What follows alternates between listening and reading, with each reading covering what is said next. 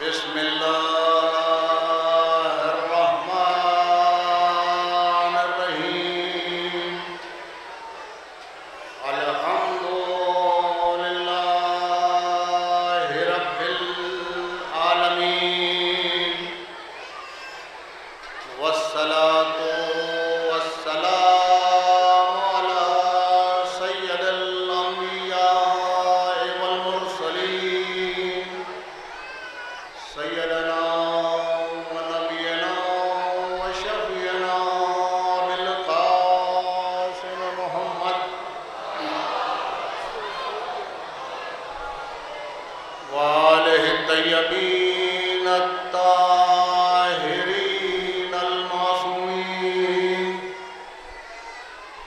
اما بعد فقد قال تبارک وتعالى في كتاب المجيد والفرقان الحميد وهو أصدق الصادقين بسم الله الرحمن الرحيم إن الدين عند الله الإسلام صلوات محمد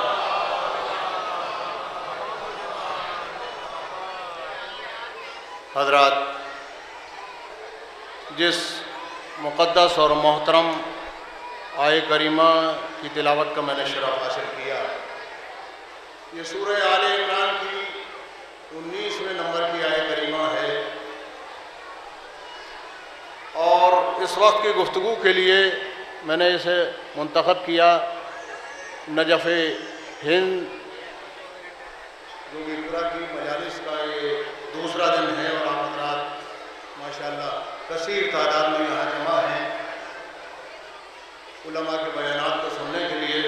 ظاہر ہے کہ میری گفتگو علماء والے لیول کی نہیں ہے، میں تو بچوں کے لیے گفتگو کرتا ہوں۔ کافی عرصے کے بعد میں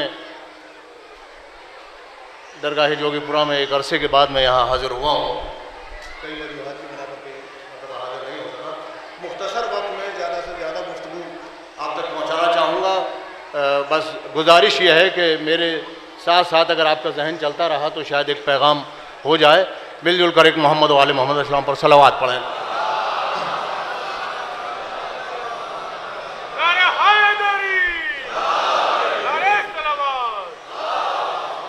سورہ آل عمران کی 19ویں نمبر کی آیہ کریمہ ہے۔ پروردگار عالم اعلان فرما رہا ہے کہ دین اللہ کے نزدیک فقط اسلام ہے۔ بڑی مشہور آیہ کریمہ ہے، دین اللہ کے نزدیک فقط اسلام ہے۔ پروردگار عالم نے وضاحت فرما دی کہ اس کے علاوہ کوئی اور دین ایسا نہیں ہے کہ جو اللہ کی رضا تم تک پہنچا سکے۔ عزیزان گرامی، دراصل بات یہ ہے کہ اسلام جو مذہب ہے اس کا پیغام بڑا آفاقی پیغام تھا۔ اسلام کا پیغام صرف مسلمانوں تک محدود نہیں ہے، اسلام کا پیغام آفاقی پیغام ہے، اور یہی وجہ ہے کہ اسلام کا جو دستور ہے جسے قرآن کہا جاتا ہے، اس کا ہر پیغام، اس کی ہر آیت مسلمان کے لیے حاکمانہ انداز رکھتی ہے تو غیر مسلم کے لیے حکیمانہ انداز رکھتی ہے۔ عزیزان گرامی، اسلام کا پیغام آفاقی پیغام تھا، اسلام کا پیغام مسلمانوں تک محدود نہیں تھا، آفاقی پیغام تھا، مگر کچھ حالات ایسے درپیش ہوئے۔ اب آپ دیکھیں کہ آج پوری دنیا اسلام شرم سے گھٹنوں میں منہ جھکائے بیٹھی ہے، اور آپ دیکھیں بڑے بڑے دارالعلوم برابر فتاوی شائع کر رہے ہیں کہ یہ جو بنام اسلام آج ہو رہا ہے یہ اسلام کی حقیقت نہیں ہے۔ بڑے بڑے علماء کانفرنسز کر رہے ہیں اور بیانات جاری کر رہے ہیں کہ بنام اسلام جو کچھ ہو رہا ہے یہ حقیقی اسلام نہیں ہے۔ آپ دیکھیں ٹیلی ویژنز کے اوپر علماء کے باقاعدہ ڈیبیٹس ہو رہی ہیں کہ جو کچھ اسلام کے نام پر ہو رہا ہے یہ اسلام نہیں ہے۔ تو عزیزان گرامی، جب یہ اسلام نہیں ہے تو اسلام کیا ہے؟ توجہ عزیزان گرامی، دراصل مسئلہ یہ ہے کہ اسلام کے خلاف یہ گفتگو ہمیشہ ہوتی رہی ہے۔ پروفیسر ہٹی نے جب اپنی تاریخ لکھی تو ہٹی نے اپنی تاریخ کے اندر لکھا کہ the history of Islam is the history of slaughter house, کہ تاریخ اسلام قصائیوں کی تاریخ ہے، تاریخ اسلام ذبح خانے کی تاریخ ہے۔ اور جب ڈیون پورٹ نے تاریخ لکھی تو دو جملوں کے بعد تیسرا جملہ جو اس نے اپنی تاریخ میں لکھا، اس نے لکھا کہ یہ مسلمان ہیں، ان کے ایک ہاتھ کے اندر تلوار ہے، دوسرے ہاتھ میں قرآن ہے، تلوار کے بوتے پر قرآن منواتے ہیں، جو مانتا ہے اسے بخشتے ہیں، جو نہیں مانتا اس کا سر کاٹتے ہیں۔ سوال یہ ہے کہ یہ ہٹی نے کون سا اسلام دیکھا جو اس نے کہا کہ یہ تو قصائیوں کی تاریخ ہے؟ یہ ڈیون پورٹ نے کون سا اسلام دیکھا جو اس نے کہا کہ یہ تو بزور شمشیر پھیلایا جا رہا ہے؟ قرآن تو آواز دے رہا تھا لا اکراہ فی الدین، دین کے اندر جبر نہیں ہے۔ قرآن تو آواز دے رہا تھا جو اسلام کا کانسٹیٹیوشن ہے، قرآن جو اسلام کا آئین ہے، جو اسلام کا دستور العمل ہے، وہ آواز دیتا ہے لا تفسدوا فی الارض، زمین کے اوپر دہشت گردی نہ پھیلاؤ۔ قرآن کہتا ہے لا اکراہ فی الدین، دین کے اندر جبر نہ کرنا، دین میں کوئی زبردستی نہ کرنا۔ قرآن آواز دیتا ہے کرمنا بنی آدم، ہم نے بنی آدم کو تعظیم کے لائق بنایا، مسلمان کو نہیں کہا، بنی آدم کو۔ بنی آدم میں ہندو بھی ہے، مسلمان بھی ہے، عیسائی بھی ہے، سکھ بھی ہے۔ جو اللہ کو مانتا ہے وہ بھی بنی آدم ہے، جو اللہ کو نہیں مانتا وہ بھی بنی آدم ہے۔ تو جب قرآن اتنی وضاحت سے کہہ رہا ہے تو اس کے معنی یہ ہے، جب قرآن کہتا ہے لا تفسدوا فی الارض، زمین پر دہشت گردی نہ پھیلانا، تو جہاں دہشت گردی ہوگی وہاں اسلام نہ ہوگا، جہاں جبر ہوگا وہاں اسلام نہ ہوگا، جہاں انسان کی توہین ہوگی وہاں اسلام نہ ہوگا۔ ایک صلوات پڑھیں محمد و آل محمد۔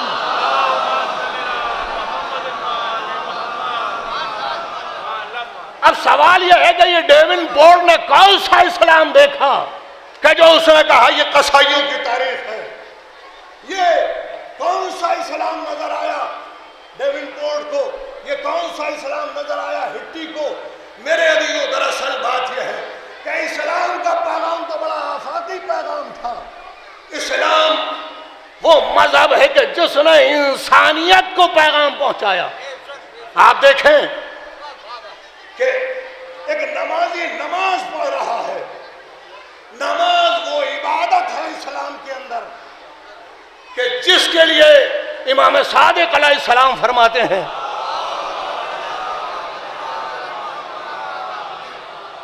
صادق آل محمد فرماتے ہیں کہ اگر یہ عمل قبول ہو گیا تو ہر عمل قبول ہے، اور اگر یہ عمل رد ہو گیا تو سارے اعمال رد کر دیے جائیں گے۔ یعنی نماز کے اوپر اعمال خیر کی بلڈنگ ہے، اتنی اہم عبادت ہے نماز۔ امام حسن عسکری علیہ السلام بآواز بلند ایک صلوات پڑھیں۔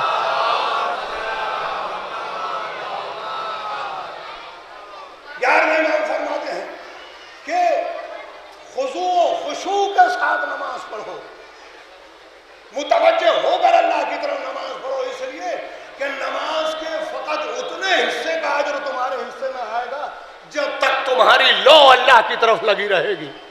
اتنی اہم عبادت ہے نماز۔ اب ایک شخص نماز پڑھ رہا ہے، بآواز بلند ایک صلوات پڑھیں محمد و آل محمد۔ اس کے سامنے بول لو ذرا، آواز وہاں نہیں پہنچ رہی کیمرے۔ ایک شخص نماز پڑھ رہا ہے، مسجد اتفاق سے سمندر کے کنارے ہے،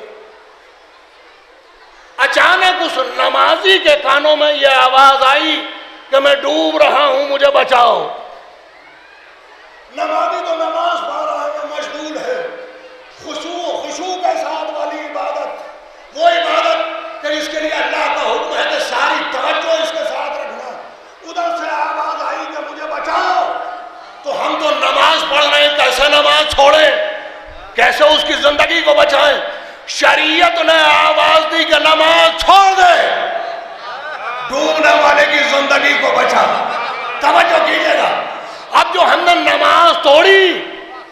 سمندر کے کنارے پہنچے تو دیکھا کہ جو ڈوب رہا تھا وہ شنکر لال تھا، محمد سلام نہ تھا۔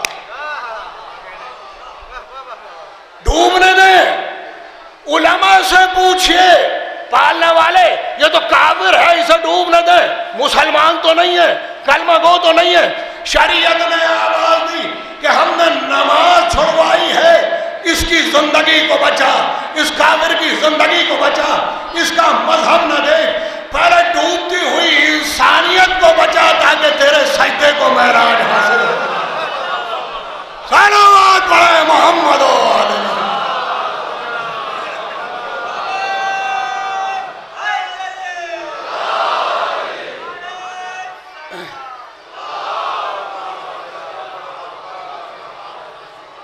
پالنے والے ہم نے تو نماز چھوڑ کے زندگی بچائی، کیا ہمیں کوئی گناہ تو نہیں ہے نماز چھوڑنے کا؟ کہا جو نماز تو پڑھ رہا تھا اس کے بارے میں کوئی شورٹی نہیں ہے تجھے کہ یہ نماز تیری قبول ہو گئی یا نہیں قبول ہوئی، مگر یہ جو زندگی بچائی ہے یہ شورٹی ہے کہ وہ نماز قبول ہوتی یا نہ ہوتی، مگر اس کا اجر تیرے کھاتے میں گیا۔ ایک کافر کی زندگی بچائی، ہمارے حصے میں اجر آیا۔ اچھا ڈوبنے والا کافر نہ تھا، مسلمان تھا، کلمہ گو تھا، کلمہ گو تو تھا مگر تھا فاسق و فاجر، شراب پیتا تھا، زنا کرتا تھا، انتہائی خراب اخلاق و عادات کا تھا، چوراہے پر کھڑے ہو کر توحید کے خلاف گفتگو کرتا تھا۔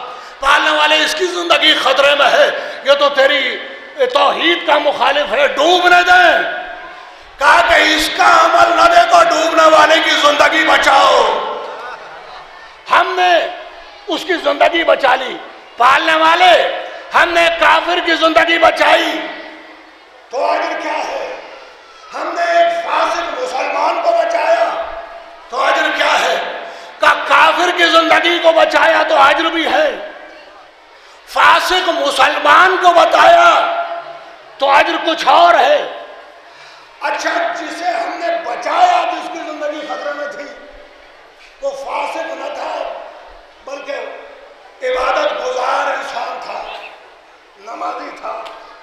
پالنے والے ہم نے تو نمازی کی زندگی بچائی، اس کا اجر کہ جب کافر کو بچایا تو اجر اور ہے، فاسق مسلمان کو بچایا تو اس کا اجر اور ہے، ایک زاہد مسلمان کو بچایا تو اس کا اجر اور ہے۔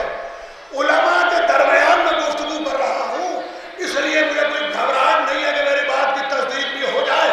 کافر کو بچایا تو اجر کی منزل اور ہے، فاسق مسلمان کو بچایا تو اجر کی منزل اور ہے، عبادت گزار مسلمان کو بچایا اجر کی منزل اور ہے۔ اچھا جن کی زندگی خطرے میں تھی وہ تو امام جمعہ و جماعت تھے، عالم دین کی زندگی خطرے میں تھی، ان کی زندگی ہم نے بچائی۔ کہا بھائی جیسے جیسے بچنے والے کا مرتبہ بڑھ رہا ہے تیرے اجر کا حصہ بڑھ رہا ہے، تیرے اجر کا پیمانہ بلند ہو رہا ہے۔ کافر کی زندگی بچائی تو اجر اور تھا، ایک فاسق مسلمان کی زندگی بچائی اجر کی منزل اور ہے، ایک عبادت گزار مسلمان کو بچایا اجر کی منزل اور ہے، امام جمعہ و جماعت کی زندگی بچائی اجر کی منزل اور ہے۔ اچھا عالم وقت کی زندگی خطرے میں تھی، ان کی زندگی کو بچایا، کہا جتنا ان کا مرتبہ ہے اجر کا اتنا ہی پیمانہ بلند ہوا۔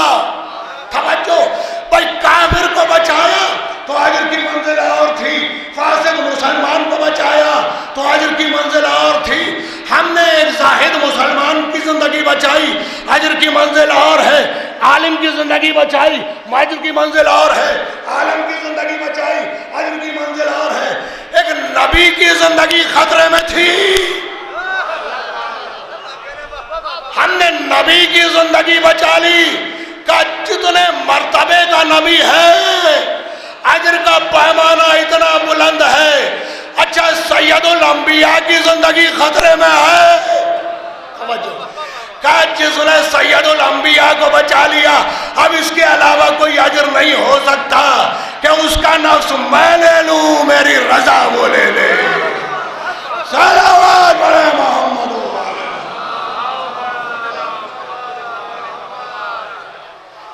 تو اسلام کا پیغام تو یہ تھا کہ کافر کی زندگی خطرے میں ہے مگر انسان ہے اس کی زندگی بچا لو.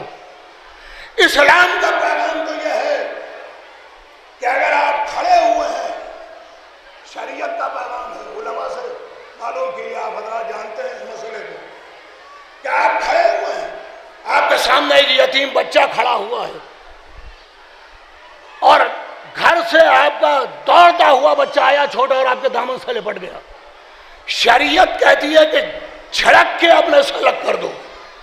خبردار محبت سے اس کے سر پہ ہاتھ نہ رکھ دینا. اس یتیم کے سر سامنے محبت سے اس کے سر پہ ہاتھ نہ رکھنا. وہ اسلام جو تاکید کرتا ہے کہ اولاد سے محبت کرو، وہ کہتا ہے کہ اگر یتیم بچہ تمہارے سامنے کھڑا ہے تو اپنے اولاد کے سر پہ محبت سے ہاتھ نہ رکھ دینا. کہیں ایسا نہ ہو کہ اس بچے کا احساس یتیمی بھڑک جائے. یہ ہے اسلام. اگر ہندو یتیم ہو تو کیوں خیال کریں، مسلمان یتیم کا خیال کریں گے. شریعت نے آواز دی کہ یتیم یتیم ہے، اسے مذہب میں تقسیم نہ کر دینا. صلوات پڑھے محمد و آل محمد. بھائی اسلام تو یہ تھا، اسلام کا پیغام تو یہ ہے کہ شریعت یہ کہتی ہے کہ اگر آپ کسی ایسے مقام کے اوپر ہیں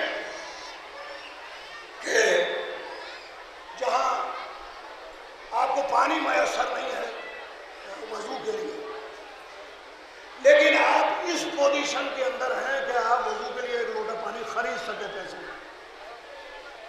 فرض کیجیے 100 روپے کا ایک لوٹا مل رہا پانی، شریعت کہتی ہے کہ وہ 100 روپے دے کے اور آپ پانی خرید لیجیے وضو کے لیے. اگر آپ میں استطاعت نہیں ہے تو تیمم کر کے پڑھیے، لیکن اگر استطاعت ہے آپ خرید سکتے ہیں. ہم نے 100 روپے دے کے ایک لوٹا پانی خریدا، ہم مسجد کی طرف لے کے چلے کہ ہم اس پانی سے وضو کریں. راستے میں ایک پیاسا کتا بیٹھا ہوا تھا، ہم تو خرید کر وضو کے لیے لے کے چلے تھے پانی. شریعت نے آواز دی کہ اس پیاسے کتے کو پانی پلا دو، تم تیمم سے وضو کرو. یہ تھا اسلام کے جس نے ایک نجس جانور کی پیاس کا بھی خیال کیا ہے. تو یہ کون سا اسلام دیکھا ہٹی نے جو کہا کہ تسائیوں کی تاریخ ہے؟ یہ کون سا اسلام دیکھا ڈیوڈ فورڈ نے کہ جس نے کہا کہ بزور شمشیر پھیلایا گیا؟ میرے عزیزو، دراصل بات یہ ہے کہ اسلام کے 2 چہرے چلے. ایک قرآن والا چہرہ چلا، ایک بادشاہوں نے جو اسلام بنایا وہ چہرہ چلا. اور اسلام کا المیہ یہی ہے کہ اس پر لیبل محمد کا لگا ہوا ہے، مال ابو سفیان کا سپلائی ہو رہا ہے. صلوات پڑھے محمد و آل محمد پر.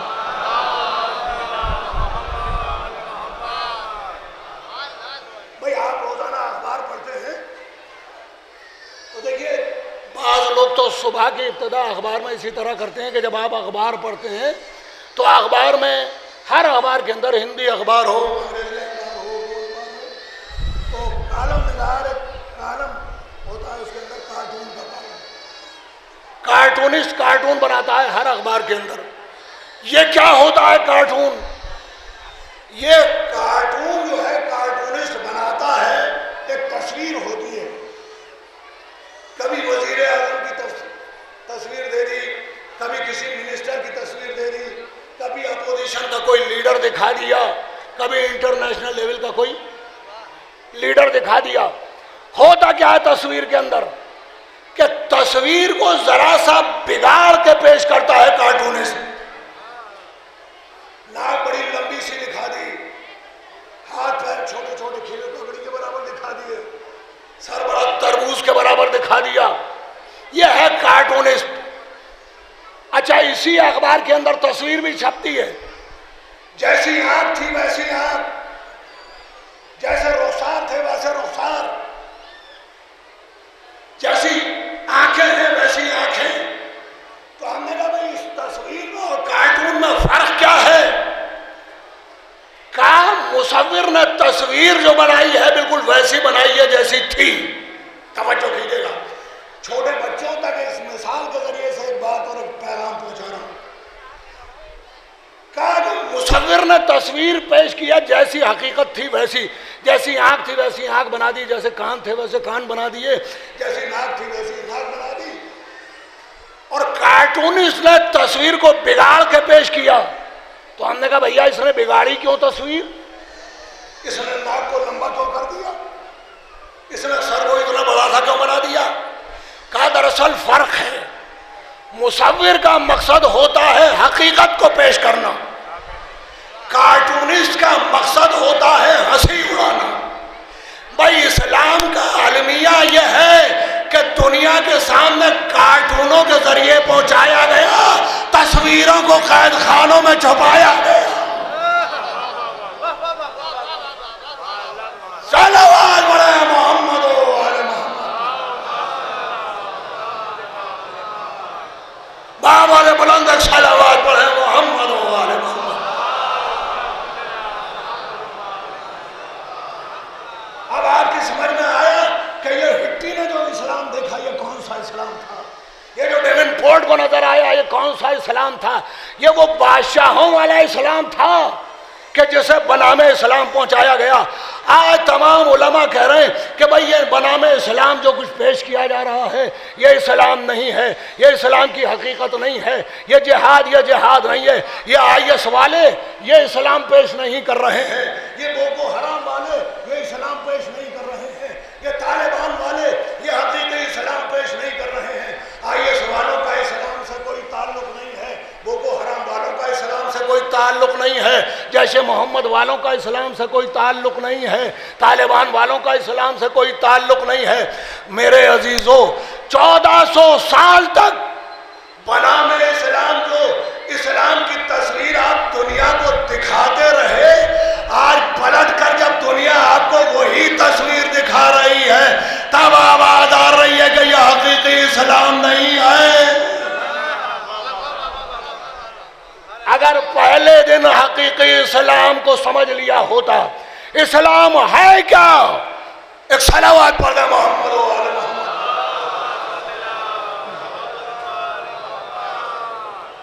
ہے کیا اسلام؟ حقیقی اسلام کہاں سے حاصل کریں؟ کون سا سورس ہو کہ جو حقیقی اسلام ہو؟ اس لیے کہ اسلام کے 73 فرقے یہ کہتے ہیں کہ ہم صحیح اسلام کے اوپر عمل کر رہے ہیں. IS والے بھی کہتے ہیں کہ ہم صحیح اسلام پر عمل کر رہے ہیں. بوکو حرام والے بھی گردنیں کاٹ کر کہتے ہیں کہ ہم صحیح اسلام پر عمل کر رہے ہیں. اور وہ جو کربلا میں علامہ اقبال نے کیا بات کہی ہے کہ کیا تماشا ہوا اسلام کی تقدیر کے ساتھ. کیا بات کہی علامہ اقبال نے, آج کے زمانے کے اوپر پوری اتر رہی ہے. علامہ اقبال فرماتے ہیں کہ کیا تماشا ہوا اسلام کی تقدیر کے ساتھ, ذبح شبیر ہوئے نعرے تکبیر کے ساتھ. تو جب لا الہ الا اللہ کہہ کے نبی کا نواسہ ذبح کیا جائے اور یہ کہا جائے کہ یہی حقیقی اسلام ہے تو ڈی این اے کر کے دیکھ لو, جو ان کا ڈی این اے تھا وہ بوکو حرام والوں کا ڈی اے ہے, جو ان کا ڈی اے تھا وہ IS والوں کا ڈی اے ہے. ایک صلوات پڑھیں محمد و آل محمد.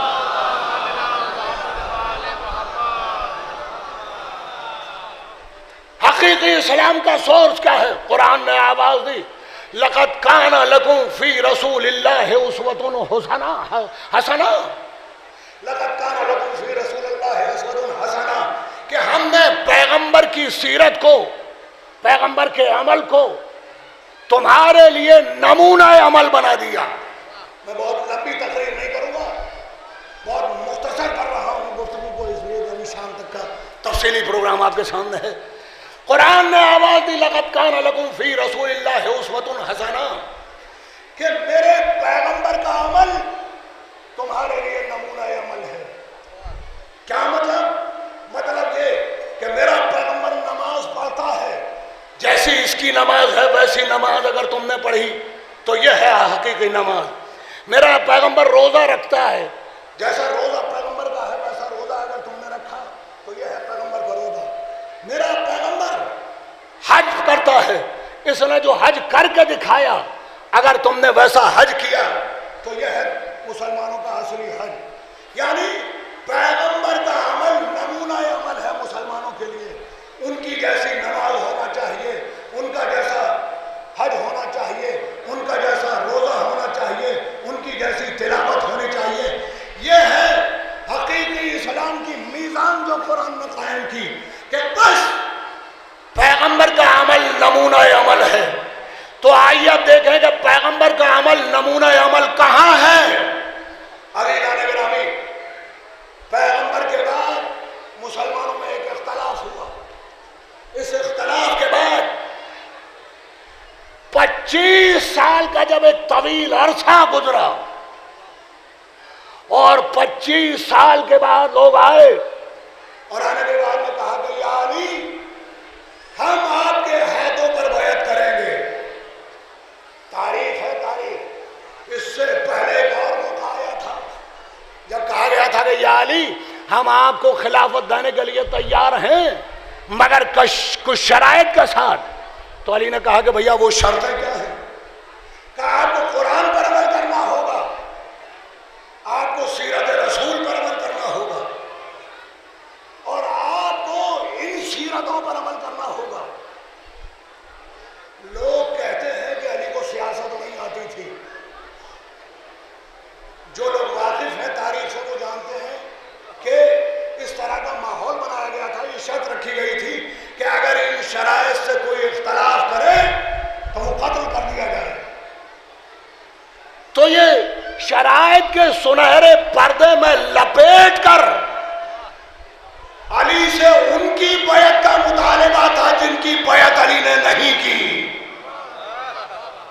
یا علی ہم آپ کے ہاتھوں پر بیعت کریں گے مگر شرط یہ ہے قرآن پر عمل کرنا ہوگا، سیرت رسول پر عمل کرنا ہوگا اور ان سیرتوں پر عمل کرنا ہوگا۔ لوگ کہتے ہیں علی کو سیاست نہیں آتی، اب اگر علی انکار کر دیں تو قتل کر دیے جائیں، اگر اقرار کر لیں تو پیغمبر کا مذہب پامال ہو جائے، پیغمبر کی سیاست پامال ہو جائے، مہر لگ جائے علی کی۔ کیا کرے علی؟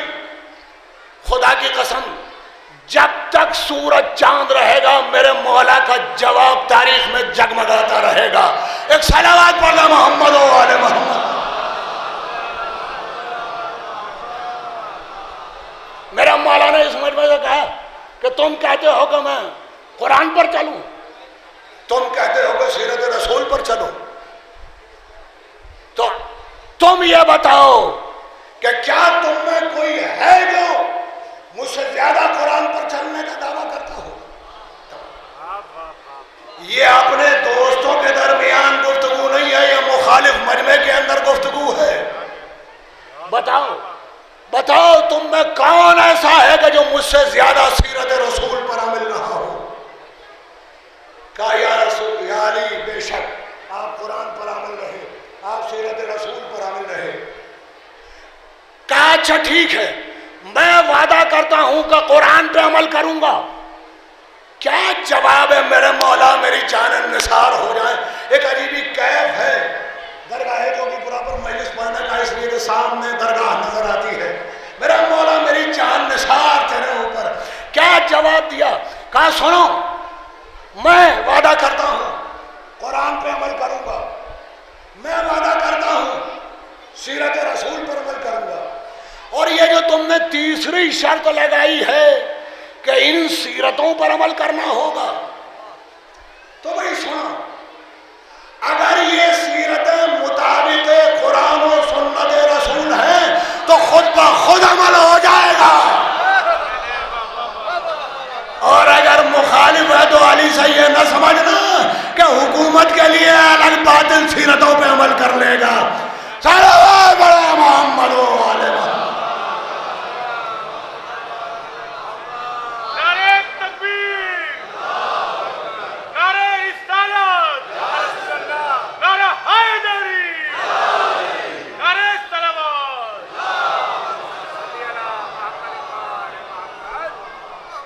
شرائط کی ڈول سولی میں بیٹھ کر حکومت کی دلہن علی کے گھر آنا چاہتی تھی، کردار کی ٹھوکر مار کے علی نے ہٹا دیا کہ سیرت رسول پر سودا نہ کریں گے، قرآن کی حقانیت پر سودا نہ کریں گے، حکومت چھوڑ کے گھر آ گئے۔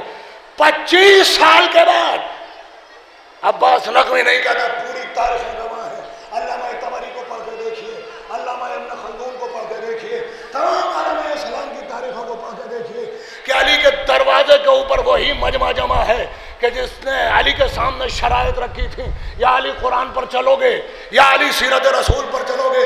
25 سال کے بعد علی کے دروازے پر وہی مجمع آیا، یا علی ہم آپ کے ہاتھوں پر بیعت کریں گے، کہا میں تمہاری بیعت لینے کے لیے تیار نہیں ہوں، مگر مجمع نے اس قدر اصرار کیا کہ جب بہتا رہا مجمع اور یہ کہا کہ یا علی آپ ذمہ دار ہوں گے اگر ہم گمراہ ہو جائیں، آپ کو بیعت لینی ہوگی۔ تو میرا مولا نے کہا کہ اچھا میں بیعت تو لے لوں گا، مگر میری کچھ شرطیں ہیں، ان شرطوں پر بیعت لوں گا۔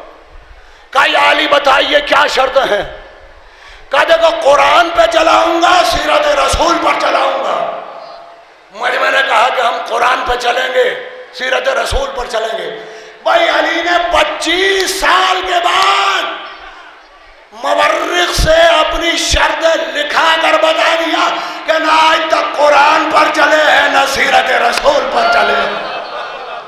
چلو بڑے محمد و آل محمد، بس میرے علی کو تو کیا میزان قائم کیا قرآن نے کہ پیغمبر کا عمل نمونہ عمل ہے، ایسی نماز جیسی نماز رسول کی تھی، ایسا روزہ جیسا روزہ رسول کا تھا، ایسا حج، تمام اعمال سے ملائے جائے گا عمل، پیغمبر کے عمل سے ملتا ہے یا نہیں ملتا؟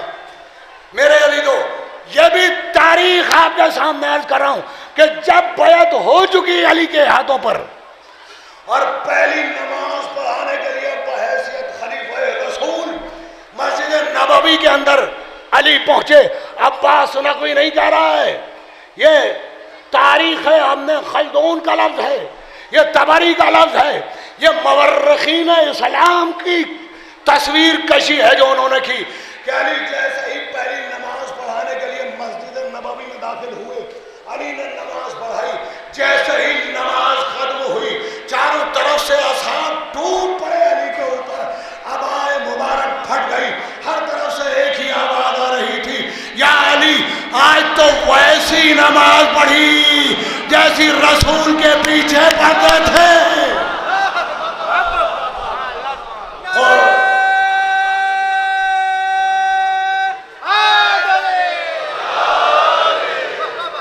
قرآن نے میزان قائم کر دی تھی، قرآن نے میزان قائم کر دی تھی کہ میرے رسول کے عمل سے ملا کے دیکھ لینا۔ 25 سال کے بعد لوگوں کو یاد آیا کہ رسول کیسی نماز پڑھتے تھے، تو ایک جملہ عرض کر دوں، میں نے اپنی گفتگو کو ختم کیا۔ الخمی بھائی کے آنے کا مطلب یہ ہے کہ بس گفتگو ختم کی جائے، ایک صلوات پڑھ لیں محمد و آل محمد۔ آپ کے سامنے گفتگو کریں گے تو 25 سال کے بعد اصحاب رسول کو یاد آیا کہ پیغمبر کیسے نماز پڑھتے تھے، تو ایک جملہ عرض کر دوں کہ مدینہ سرکار کی نماز اور تھی، سرکار مدینہ کی نماز اور تھی۔ اب سمجھ میں آیا کہ ہٹی نے کیوں کہا تھا کہ یہ قصائیوں کی تاریخ ہے اسلام۔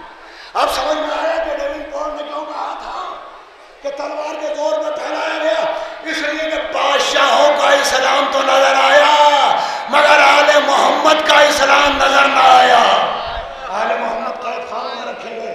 آپ کیا بات کر رہے ہیں، کون سے اسلام کی بات کر رہے ہیں آپ؟ اسلام تو وہ مذہب ہے کہ جس نے جانوروں کے حقوق کی حفاظت کی ہے۔ مولا کائنات حضرت علی علیہ السلام کا نہج البلاغہ کے اندر، نہج البلاغہ کے اندر مولا کائنات کے ان ارشادات کو ملاحظہ فرمائیے ان لوگوں کو دیے ہیں کہ جو زکوٰۃ وغیرہ محصولین زکوٰۃ جو تھے، جو زکوٰۃ لینے کے لیے جایا کرتے تھے فیلڈ کے اندر، ان لوگوں کو جو احکامات ہیں وہ نہج البلاغہ کے اندر آپ پڑھیے. بس میں نے گفتگو کو ختم کر دیا. نہج البلاغہ گھروں میں سجانے کے لیے نہیں ہے، اور اسلام لائبریری کی کتابوں میں سجانے کا نہیں ہے. اگر اسلام آپ کے کردار میں اترا ہوا ہے، اگر اسلام آپ کی زبان میں اترا ہوا ہے، اگر اسلام آپ کے چلنے پھرنے میں اترا ہوا ہے، اگر اسلام تاجر کی ترازو میں اترا ہوا ہے، تو یہ کہنے کی ضرورت نہیں ہے کہ اسلام آتنکواد کا مذہب نہیں ہے.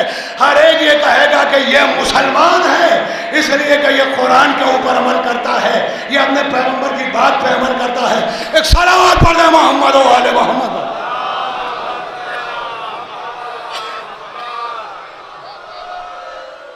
جانوروں طرح کے حقوق کی حفاظت کی ہے.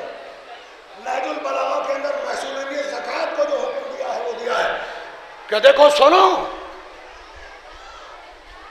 اگر تمہارے پاس دو راستے ہوں، غور سے سنیے، میں نے ختم کر دی مجلس، باب مصائب کی طرف آ رہا ہوں، کہ اگر تمہارے پاس دو راستے ہوں کسی بستی میں پہنچنے کے لیے، ایک راستہ طولانی راستہ ہو، ایک شارٹ کٹ ہو. طولانی راستے کے اوپر ہریالی ہو، جانور کے کھانے پینے کا انتظام ہو، پانی ہو. شارٹ کٹ کے اوپر جانور کا چارہ نہ ہو. تو دیکھو اپنی سہولت کے لیے شارٹ کٹ یوز نہ کرنا، اس طولانی راستے سے جانا. یہ ہے اسلام کے جس نے جانور کے حقوق کی حفاظت کی ہے. سنیے میرا مولا نے محصولین زکوٰۃ کو کیا حکم دیا. نہج البلاغہ پڑھیے. فرماتے ہیں کہ اگر سفر کے دوران تمہارے جانور کا پیر زخمی ہو جائے، اللہ اکبر، اگر تمہارے جانور کا پیر زخمی ہو جائے تو سنو، جب تک جانور کا پیر صحیح نہ ہو جائے سفر کو ملتوی رکھنا. یہ خیال نہ کرنا کہ سفر تمہارا طولانی ہو جاتا. خبردار، جانور کے زخمی پیر سے سفر اختیار نہ کرنا، اس لیے کہ جانور کو تکلیف ہوگی. اللہ اکبر. اگر آپ کا ذہن پہنچ گیا ہو، میرے مولا میں تیری بارگاہ کے اندر اس علی کا ذکر کرنا چاہتا ہوں کہ جو کربلا سے شام تک ایسے راستے پر چلایا گیا جو پتھریلا راستہ تھا.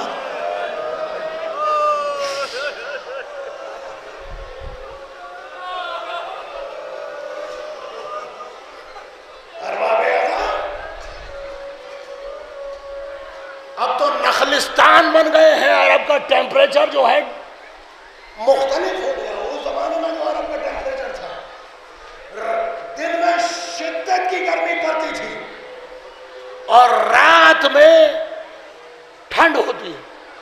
اس کی وجہ سے پتھر جو ہیں وہ چٹکتے ہیں، اور جو پتھر چٹکتے ہیں تو ان کی دھاریں اس قدر تیز ہوتی ہیں جیسے تلوار کی دھار.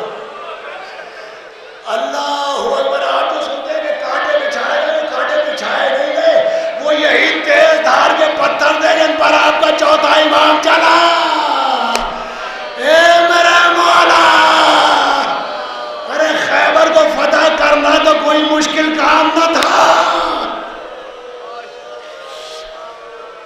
اے میرے مولا، جو کربلا کے علی نے کارنامہ انجام دیا،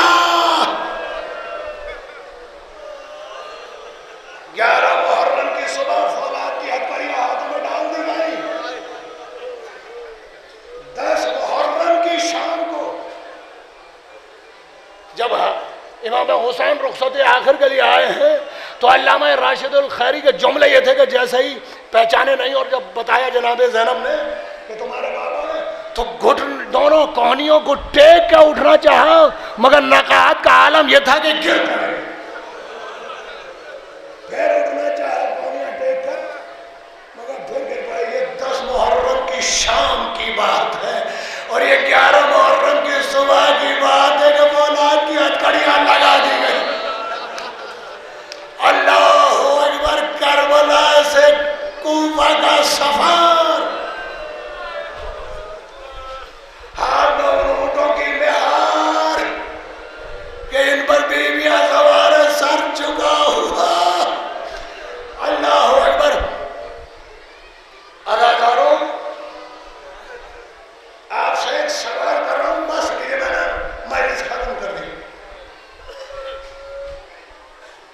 کہ اگر خدا نہ خواستہ ایسے حالات کے اندر ہوں کہ جہاں آپ کو ایک 10 کلومیٹر کا سفر طے کرنا ہے، شدت کی گرمی ہے اور آپ کے پیروں میں جوتا نہیں ہے. مثال دے رہا ہوں، خدا نہ خواستہ ایسے حالات میں اگر آپ ہوں، تھوڑا سا اندازہ تو اس کا آپ کو ہے، جب جون میں 10 محرم کے دن آپ جلوس میں شرکت کرتے ہیں تو 4 قدموں کے بعد نگاہیں سایہ تلاش کرنے لگتی ہیں. خدا نہ خواستہ ہے ایسے حالات میں کہ آپ کے پیر میں جوتا نہیں ہے، 10 کلومیٹر کا سفر آپ کو طے کرنا ہے. آپ کی تو مجبوری ہے، آپ کو تو طے کرنا ہے. مگر اگر آپ کے پاس 4 سال کا چھوٹا بچہ بھی ہو اور اس کے پیر میں بھی جوتا نہ ہو، کیا باپ کا دل گوارا کرے گا کہ یہ بچہ بھی 10 کلومیٹر کا یہ سفر اس دھوپ میں سوار کرے؟ نہیں، ہر باپ کی محبت کا تقاضا یہ ہے کہ بچے کو اپنی گود میں اٹھا کے سفر طے کرے گا. ارے میرے مظلوم امام، تیری مظلومیت کو میرا سلام. تاریخ لکھتی ہے امام محمد باقر کا پیر اسی بیڑی میں باندھ دیا گیا تھا جس میں میرے چوتھے امام کا پیر تھا. کربلا سے کوفہ